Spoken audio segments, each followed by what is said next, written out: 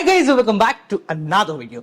आज हम कक्षा 12वीं macro economics chapter number 1 circular flow of income या इंट्रोडक्शन टू मैक्रो इकोनॉमिक्स को स्टार्टिंग से लेकर एंड तक मात्र 5 मिनट में पूरी तरीके से निपटाने जा रहे हैं। अगर आप मैक्रो इकोनॉमिक्स या इंडियन इकोनॉमी से अभी तक परेशान घूम रहे हो तो टेंशन नको, आपकी परेशानी का समाधान डिस्क्रिप्शन में है, हमारी हेल्प बुक जो कि आपकी सारी परेशानियों को सॉर्ट कर देगी। ले लेना उसको, डिस्क्रिप्शन में उसका लिंक है। बट उससे पहले अपनी कुर्सी की बेड़ी टाइट कर लो क्योंकि ये चैप्टर बहुत जल्दी और बहुत प्यारे तरीके से समाप्त होगा। Let's get started. सबसे पहले बात करते हैं ये सर्कुलर फ्लो ऑफ इनकम का मतलब क्या होता है। देखो, सिंपल भाषा में बोले तो हमारा जो पैसा है वो घूमता है, एक जगह से दूसरी जगह, दूसरी जगह से तीसरी जगह, तीसरी जगह से चौथी जगह। वो ना तो कभी खत्म होता है और ना ही जनरली कहीं खोता है। इसको बोलते हैं सर्कुलर फ्लो ऑफ इनकम। एक स्टैंडर्ड डेफिनेशन बोले तो it refers to the cycle of generation of income, यानी पैसा पैदा होता है प्रोडक्शन से और फिर वो डिस्ट्रीब्यूट हो जाता है लोगों में और लोगों के बाद वो वापस से प्रोडक्शन यूनिट के पास आ जाता है। यानी पैसा जो है वो 3 फेजेस के अंदर चलता है। पहले होते हैं production phase, income phase and तीसरा होता है एक्सपेंडिचर फेज। इसको आसान भाषा में समझने के लिए चलिए एक एग्जांपल लेते हैं। मान लो कि आप कहीं फैक्ट्री में काम कर रहे हो। जब आपने पूरे दिन काम किया तो आपको मिल गया पैसा। ये हो गया प्रोडक्शन फेज जिसके अंदर आपकी मेहनत ने पैसा बनाया। आप उस पैसे को जैसे ही कमा लेते हो तो आपने प्रोडक्शन से वो पैसा कहां लेकर आ गए, अपनी इनकम के फॉर्मेट में। यानी कि अब आप दूसरे फेज में हो, पैसा आपकी जेब में आ गया है। आप शाम छुट्टी होते ही अपने घर चले गए और घर जाते ही अपने वो पैसे अपनी बीवी को या अपने माताजी को थमा दिए। अब जैसे ही आपने उनको पैसे थमाए, उन्होंने बोला घर का सामान लाना है, तो आप वो पैसे लेकर वापस से कोई सामान खरीदने चले गए। तो यानी कि आपने उस पैसे से क्या करा, खर्चा करा, जिसको बोलते हैं एक्सपेंडिचर। तो यानी वो पैसा वापस से कहां चला गया, वापस बाजार में जा चुका है। तो ये कैसा फ्लो है, ये फ्लो है सर्कुलर पाथ के अंदर, जिसको बोलते हैं सर्कुलर फ्लो ऑफ इनकम। याद रखें, जो खर्चा आप कर रहे हो उसको बोला जाता है कंजम्पशन एक्सपेंडिचर, यानी ऐसा खर्चा जो कंज्यूम करने के लिए किया जा रहा है। आप इन्वेस्ट नहीं कर रहे हो, कोई ना कोई सामान उसके बदले में खरीद रहे हो। बेसिकली जिस इनकम की यहां पर बात की गई है वो फैक्टर्स ऑफ प्रोडक्शन के द्वारा कमाई जाती। यानी बिजनेस के अंदर 4 फैक्टर ऑफ प्रोडक्शन होते हैं जो कि ये इनकम कमाने में मदद करते हैं। पहला है लैंड, दूसरा है लेबर, तीसरा है कैपिटल और चौथा है एंटरप्रेन्योर। जब आप जमीन पे काम करते हो तो आपको बदले में देना पड़ता है रेंट। जब आप लेबर बन के काम कर रहे हो तो आपको मिलती है सैलरी या वेजेस। जब आप कैपिटल यानी कहीं पैसा लगाते हो तो आपको मिलता है इंटरेस्ट। और चौथा, जब आप एक बिजनेसमैन हो तो आप कैसे पैसा कमाओगे, प्रॉफिट के थ्रू। तो ये कहलाता है फैक्टर्स ऑफ प्रोडक्शन। अब एक बात को ध्यान से समझेंगे, हम यहां पर सर्कुलर फ्लो ऑफ इनकम बनाते हैं, यानी रियल लाइफ के अंदर ये कैसा दिखता है इसको समझते हैं। तो जिस सर्कुलर फ्लो ऑफ इनकम की हम बात कर रहे हैं वो है 2 सेक्टर इकोनॉमी में।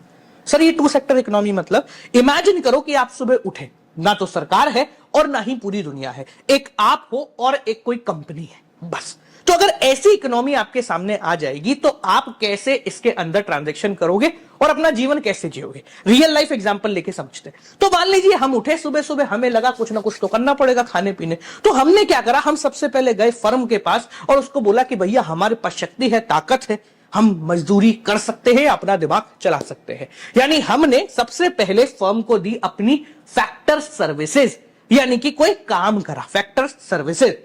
अब जैसे ही हमने वहां पर काम करा, पूरे दिन मेहनत करी, मेहनत करके फर्म ने हमें वापस क्या लौटाया, फैक्टर पेमेंट। यानी कि उस फैक्टर, उस मेहनत के बदले फर्म ने हमें क्या कर दी, पेमेंट दे दी। यानी कि पैसा हमारी जेब में आ गया। अब पैसा तो खाएंगे नहीं, जब पैसा हमारी जेब में आया तो वापस हम निकले कहां, कोई ना कोई सामान खरीदने। यानी हमने वापस से क्या करे, कंजम्पशन एक्सपेंडिचर। याद रखें, हम जो एग्जांपल ले रहे हैं इसमें ऐसा माना जाता है कि भाई एक ही फर्म है, तो आप कोई सामान खरीद रहे हो तो उसी फर्म का सामान खरीद रहे हो, ठीक है। तो हमने क्या करा, कंजम्पशन एक्सपेंडिचर यानी कि कोई खर्चा करा और बदले में हमें क्या मिल गया, गुड्स एंड सर्विसेज, यानी कोई ना कोई सामान मिल गया। तो ये जो सर्कुलर फ्लो है ये 2 सेक्टर इकोनॉमी में कुछ इस प्रकार से चलता है। अब एक बात समझो, हम भारतवासी हैं और भारतवासियों की एक बहुत अच्छी आदत है सेविंग करना। आपको पता है, जब भी हम पैसा सेव करते हैं तो सेविंग से जनरेट होता है लीकेज। सर, लीकेज का मतलब क्या है? फर्ज करो फर्म ने आपको 100 रुपए दिए और बदले में आपने 80 रुपए खर्च करे और 20 रुपए सेव कर लिए। अब जब आपने 80 रुपए खर्च करे तो फर्म को प्रॉफिट कितने का मिला, 80 रुपए का। तो अगली बार वो सामान भी 80 रुपए का ही बनाएगी। यानी कि जब आप पैसा सेव करते हो तो उससे आपका circular flow of income reduce हो जाता है, जिसको बोलते हैं लीकेज। और इसलिए इस रिडक्शन से बचने के लिए हमारी सरकार एक कॉन्सेप्ट लेकर आई जिसको बोलते हैं बैंक, यानी कि फाइनेंशियल इंस्टीट्यूशन। तो यहां पर इस सर्कुलर फ्लो ऑफ इनकम जो कि टू सेक्टर इकोनॉमी में है, इसको बेहतर करने के लिए और आपकी सेविंग के पैसे को वापस से घुमाने के लिए वो लेकर आए फाइनेंशियल इंस्टीट्यूशन, जो कि इसके बीच में आ जाता है। और वो क्या करता है, जो भी पैसा आपने सेव किया है आप ले जाके बैंक में डालोगे और वो पैसा बैंक से उठ के वापस से फर्म ले जाएगी in the form of loan. ठीक है, जिसको बोलते हैं injection of money. Injection of money का मतलब सिंपल भाषा में होता है कि जो पैसा सर्कुलर फ्लो ऑफ इनकम में नहीं चल रहा है, जो पैसा घूम नहीं रहा है, उसको कहीं और से उठाकर वापस फ्लो में डाल देना, इसको बोलते हैं induction of money. Induction of money से डिमांड जो है वो बढ़ जाती है। अब जो आपने टू सेक्टर इकोनॉमी देखा, इसको बेसिकली दो टुकड़ों में तोड़ा जाता है और इससे बनता है real flow and money flow.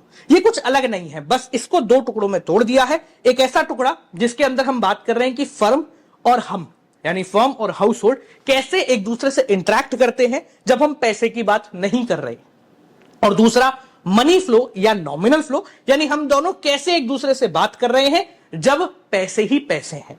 तो अगर सबसे पहले बात करें रियल फ्लो या फिजिकल फ्लो, तो जो हमने टू सेक्टर इकोनॉमी का फ्लो पढ़ा है, इसमें से रियल फ्लो को अगर तोड़ा जाए तो यहां पर हमने फर्म को दी फैक्टर सर्विस, यानी हमने फर्म के लिए काम किया और बदले में हमें मिल गए गुड्स एंड सर्विसेज। यानी कि हम अगर पैसा नहीं देंगे तो हम उसको काम करेंगे उसके लिए और वो बदले में हमें सामान दे देगा। इसको बार्टर सिस्टम भी कहा जाता है। ये फ्लो एक्चुअल मैग्नीट्यूड बताता है और ये समझाता है कि हाँ भैया, अगर आपको ज्यादा सामान मिला है यानी आपने ज्यादा काम किया है। ठीक है, दूसरा जो फ्लो होता है वो होता है मनी फ्लो। मनी फ्लो बताता है कि पैसे से रिलेटेड हम कैसे कैसे ट्रांजैक्शन कर रहे हैं। एक बार टू सेक्टर इकोनॉमी के ग्राफ को वापस देखो और यहां समझो कि हम पैसा कब ले दे रहे हैं।